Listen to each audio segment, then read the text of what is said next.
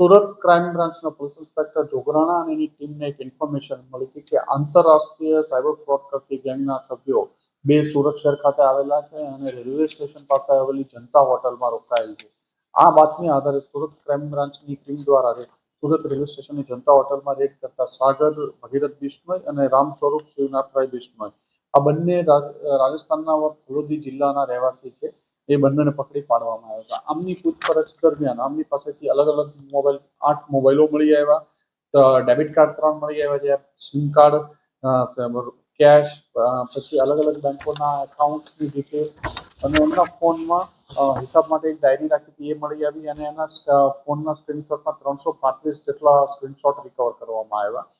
એક આંતરરાષ્ટ્રીય સાયબર ફ્રોડનું મોટું નેટવર્ક પ્રાથમિક દ્રષ્ટિએ જણાયું હતું.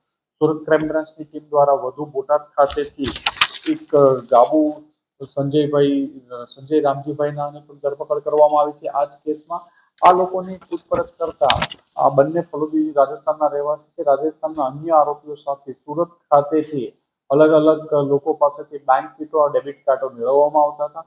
આ ડેબિટ કાર્ડો આ લોકો રાજસ્થાન લઈ જતા હતા. રાજસ્થાન ખાતે લઈ જઈ આ લોકો આમાંથી પૈસા જે ટેલિગ્રામ ગ્રુપના માધ્યમથી જે રાજસ્થાનના આરોપીઓ છે બિશ્નોઈ બંને એ ત્યાંથી ચાઇનીઝ લોકોના મ્યાનમારના લોકોના સંપર્કમાં હતા. ટેલિગ્રામ મારફતે આ લોકોના સંપર્કમાં આવ્યા હતા. આ લોકોના એકાઉન્ટ જે